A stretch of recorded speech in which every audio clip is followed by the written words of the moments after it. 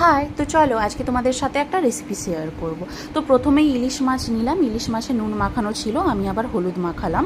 তো নুন হলুদ মাখানোর পর একটা মিক্সিং জার নেবে, মিক্সিং জারে আমি দুটো পেঁয়াজ নিয়েছি বড় বড়, অ্যান্ড 7টা শুকনো লঙ্কা অ্যান্ড কিছু নারকেল নিয়েছি, ভালো করে পেস্ট করে নিলাম ওটাকে জল দিয়ে। তারপর একটি প্যান নেব, প্যানে সরষার তেল গরম করব। সরষার তেলটা ভালোভাবে গরম হয়ে গেলে তারপর আমরা দেব কালো জিরে অ্যান্ড কাঁচা লঙ্কা। কালো জিরে কাঁচা লঙ্কাটা স্মেল উঠে গেলে তারপর ওই বাটা মশলাটা পুরোটা দিয়ে দেব, ভালো করে কষাবো। কষানোর পর তেল ছেড়ে গেলে পরিমাণ মতো নুন দেব, তোমরা তোমাদের পরিমাণ মতো নুন দিও। তারপর ভালো করে আবার একটু কষিয়ে মিক্স করে নুনটা মশলাতে তারপর ঢাকনা দিয়ে দেবো।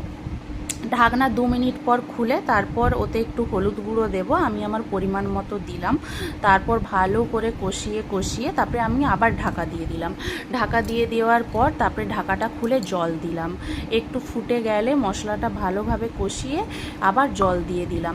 তারপরে জল দিয়ে দেওয়ার পর যে ঢাকনাটা ছিল ওই ঢাকনাটা আমি আবার দিয়ে দিলাম, ঢাকনাটা খুলে দেন তারপর ইলিশ মাছগুলো দিলাম। আমি কাঁচা ইলিশ দিয়ে করি, অনেকে ভাজা ইলিশ দিয়ে করে। কাঁচা ইলিশে ভালো স্মেলটা আসে। ইলিশগুলো দিয়ে ভালোভাবে ঢাকনা দিয়ে দিয়েছিলাম। ঢাকনা 2 মিনিট পর খুলে ওলট পালট করে দিলাম। ওলট পালট করার পর আবার আমরা ঢাকনা দিয়ে দেব।